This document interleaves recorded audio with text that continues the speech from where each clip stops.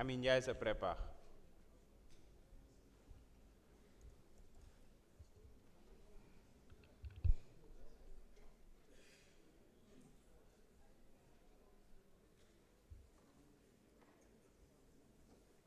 Je vous remercie, Monsieur le Président. Monsieur le Président, très chers collègues, Monsieur le Ministre.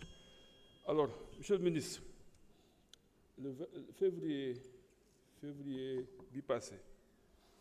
j'avais fait une conférence de presse. Il faudra, concernant le rapport de la Cour des comptes, il faudra poursuivre ou reprendre l'audit afin de mieux cerner la dette bancaire et les tirages sur les ressources externes. Sur ce plan, le travail de la Cour devra être amélioré. Il faudra titriser l'essentiel de la dette bancaire et l'intégrer dans le stock de la dette à long terme dans le cadre d'une renégociation sous l'arbitrage de la Banque centrale. Il faudra travailler à extirper l'État de la dette bancaire pour libérer l'espace au profit des entreprises qui souffrent d'une concurrence asphyxiante des États au niveau des banques et au niveau du marché financier sous-régional. Concernant les arriérés de paiement, il faudra trouver un moyen de les appuyer le plus rapidement possible pour permettre aux entreprises de souffler, de relancer leurs activités et de payer les dettes auprès des créanciers, fournisseurs des banques, ce qui aura un effet réel sur l'économie. moo tax li may wax sànq lu ma xam laa doon wax parce que dama ci liggéey lu yàgg moo tax j'ai eu mal bi mu ñëwee rek mu demee ni bett ma waaw parce que ça m'a surpris. Alors donc waxantuwuñu li ñuy wax nii lu ñu liggéey la dañ ciy liggéey lu bari lii février laa ko def te public mu ngi ci internet ku dem dina ko gis. Alors donc waxantuwuñu ñu Sénégal moo ñu intéressé yal na yàlla dolli sutura DOB bi contexte bi mu ñëwee monsieur le ministre dafa difficile sénégalais yi ku ko wax ak ku ko waxul ñun ñëpp santé nga di metti na ci ñoom tabaski bi rek wane na ko. Alors il faut que ñu rassurer leen davantage ils sont angoissés ils sont anxieux parce que yaakaar bi ñu amoon ci régime bi dafa rëy moo wane ñu fal leen premier tour à 56% xaw ma 54%. Alors donc il faut que davantage qu'on rassure les Sénégalais davantage qu'on soit proche d'eux pour que ñoom ñu mën a sentir seen bopp parce que bu ñu tiitee du ñu mën dem ku tiit taxaw te Sénégalais actuellement ñu ngi commencé tiit aujourd'hui dette bi gis nga ni mu toll déficit bi pratiquement tous les critères de convergence amul bu ñu ci respecté pratiquement à part l'inflation peut-être ça c'est compliqué et sur les 3 prochaines années soo xoolee on note une faiblesse des dons en capital une faiblesse des recettes surtout nag du secteur des hydrocarbures bi li ñu war a jënd ci pétrole bi ak gaz bi 227 milliards sur 3 ans quand même bariwul et c'est ça qui fait que les fonds là truc beneen bi mooy comptes spéciaux du trésorier comprendre ma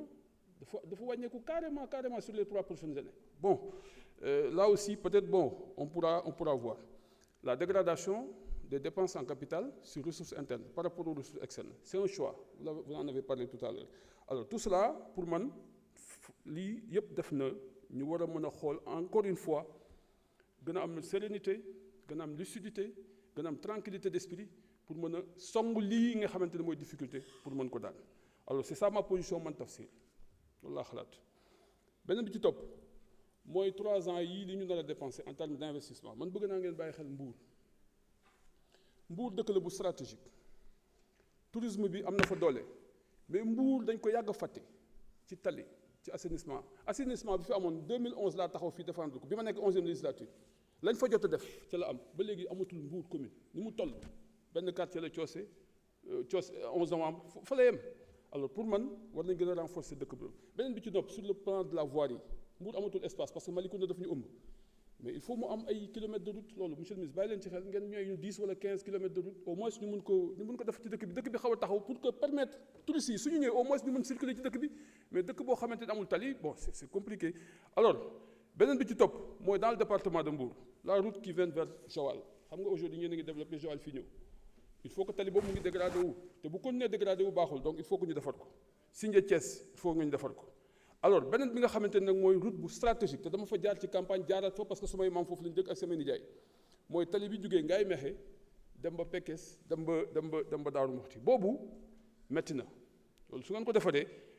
di ngeen gagner point yu rëy parce que foofu noonu c'est stratégique. beneen bi ci topp mooy au niveau de Koungheul waxoon naa la ko ci day passé Koungheul dëkk la bu stratégique aussi ay kilifa nag ñoo fa dëkk ay nitu yàlla yu bari. su ngeen fa defalee li ngeen fay defar mën na leen dimbali surtout nag sin Mame Matar Penda ba mu wax nga xamante ne kooku moom diggante Serigne Touba ak El Hadj Malick mooy maamu Kër Awa Bale ñoom kooku boo defalee dëkkam wala yoon bi jëm foofu defaloo ko kenn mais Sénégal yëpp nga ko defal parce que kooku moo ni woon Serigne Touba bul dem kooku moo ni woon El Hadj Malick di nga nekk di ngay nekk nii te mooy maamu keneen donc soo ko defaree jàpp naa ni foofu aussi dafay am solo lu xam-xam laay wax de c'est important gëstu leen histoire alors beneen bi ci topp mooy Koungheul toujours dafa am benn dans le Kassaw waxoon naa la ko la dernière fois c'est 18 villages mais amuñu poste de santé amuñu courant amuñu tali mais c'est extraordinaire jokkul ak Koungheul nii lañ def mais seen yoon yi su tawee ils font 3 kilomètres pour dugg biir Koungheul alors que 200 mètres moo leen séparé loolu suñ ko defoon monsieur le ministre loolu compliqué wul xaalis bi bëriwul 200 millions 100 millions ñu defaral leen ko et ça au moins ça pourra permettre à ce que ces gens-là ñu mun noyyi parce que aussi sénégalais yi jàpp naa ni y a 3 choses yoo xam daf leen sonal mooy mobilité rurale bi c'est compliqué pour dem ci village et loolu gouvernement war na ci liggéey pour développer davantage la mobilité rurale la lutte contre le vol de bétail les sénégalais ñaar yi la ñuy dundee coow li lu mu bari ceeb beeg yëpp du affaire mooy ndawal ak jën lépp moom lay ànd ak ceebu jën ñu Sénégal loolu lañu dund mais il faut ñu def effort foofu concentré foofu mais 6 minutes la amoon non mais ku baax nga yàlla doon sutura. Merci beaucoup. Ami Ndiaye, vous avez la parole.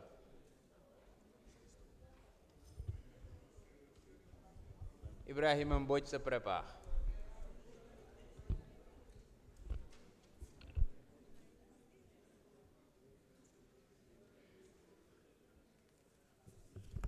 Merci, Monsieur le Président. Assalamu alaikum wa rahmatullah. Monsieur le ministre des Finances, ñu ngi lay dalal di leen di wax par rapport ak li nga xam ne liggéey bi nga xam ne moom la ñuy liggéey tey l'analyse de l'évolution des indicateurs sociaux. Lire nañ document bi ñu gis ci lu am solo mais dama bëggoon rek attirer sama attention par rapport à l'accès à l'eau potable et à l'assainissement. Il est considéré que le taux d'accès est estimé à 98,4% au niveau national. J'aimerais que ñu taxaw par rapport à ce point-là, c'est-à-dire ñu relativiser. Je m'explique. Soo waxee accès à l'eau potable mu nekk loo xamante ne nekkul ne rek da ngaa am robinet nga taal ko sa biir kër wala à proximité mais boo amee robinet boo xam ne amul ndox xelliwul ndox je pense que c'est un problème. Lu tax nag ma wax loolu damay jël rek juste un exemple par rapport au département de Fatick si le réseau Notto Ndiosmone Palmarin bi nga xam ne moo alimenté en eau en potable les communes de Loul Sessène, Djilas Fimela et Palmarin. Donc mu nekk un problème boo xamante ne je crois que on l'a dit ici depuis plus de 2018 ils peinent à avoir de l'eau. Donc suñu considérer que ils ont de robinet dans leur maison mën nañ jàpp ne ils ont accès à l'eau potable. Donc loolu nag moom